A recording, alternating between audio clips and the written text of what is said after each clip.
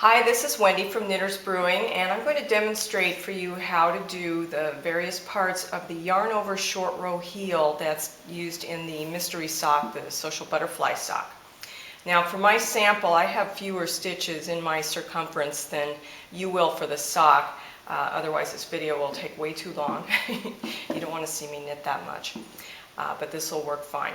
Alright, so where are we? We've finished the foot.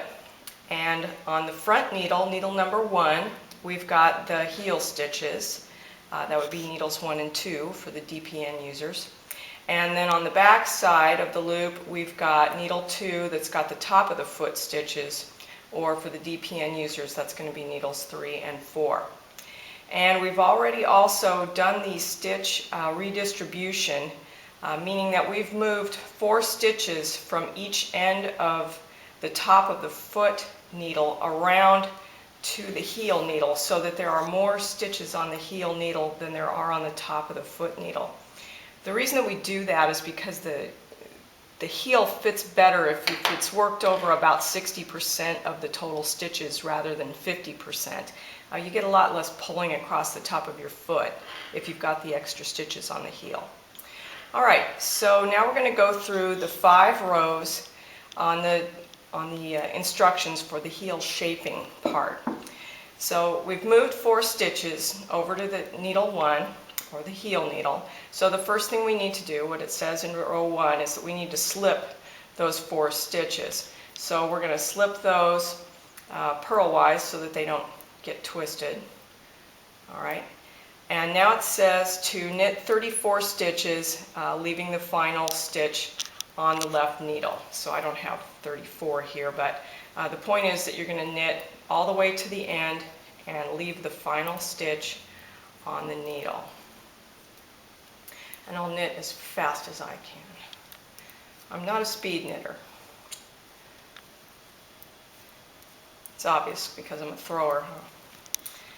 Okay, so we've gotten to the point where we've got 1 stitch left. So now the instructions tell us to turn, because we're going to work this heel shaping back and forth just on those stitches on the heel needle.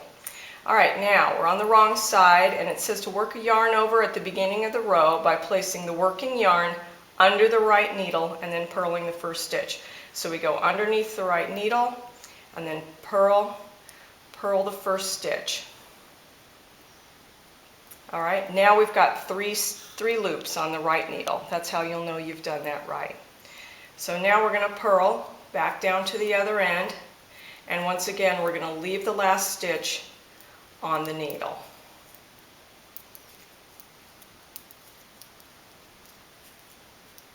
Oops, split that one.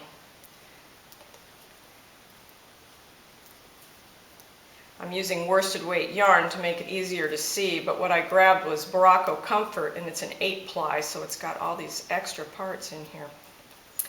Alright, we're at the end, and we leave the last stitch on the needle, and we turn. Alright, row 3 tells us to work a yarn over at the beginning of the row by placing the working yarn over the right needle and then knitting the first stitch. Alright, now we've got 3 loops on the right needle again, so we know we've done that right. Now we're going to knit back to the other end, and this time it tells us to knit up to that first yarn over stitch pair. So let's get down there and we'll take a look and see what that looks like. So the yarn over stitch pair is what we created at the beginning of row 2. And here's what it looks like. It's these 2 that are kind of clustered together here. And it's sometimes easier to see them from the back because they're kind of joined in the back. So we want to knit up to that pair, and that's as far as we go, and we turn. Row 4 says work yarn over at the beginning of the row by placing the yarn under the right needle, and then we purl till we get to the first yarn over stitch pair.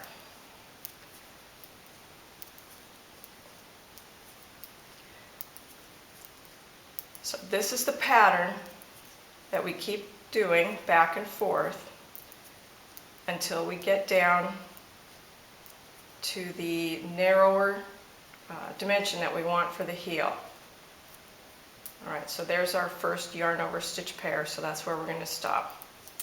Alright, row 5, work the yarn over at the beginning by placing the yarn over the right needle and knit to the first yarn over stitch pair.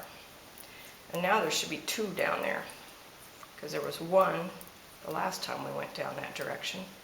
Now there should be 2 yarn over stitch pairs.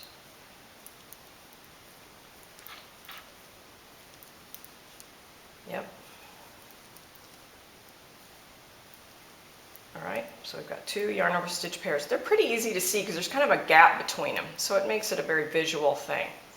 Alright, then the instructions tell us to keep repeating those 2 rows that we just did until there are 16 single stitches between the yarn over pairs on the needle. And it says we'll end on a purl row. So what that means is that you look at your knitting, so you've got 2 stitch yarn over pairs on this side, and we've got 2 stitch yarn over pairs on this side. So what it's saying is count those stitches in the middle, and when you get to the point where you have 16 left, and it will be after a purl row, that's where you know you're done with the heel shaping. So I'm going to do just one more purl side row so that I can be on the right side when we start the heel turn demonstration here. So I'm just going to knit up to that first yarn over, or purl up to that first yarn over stitch pair.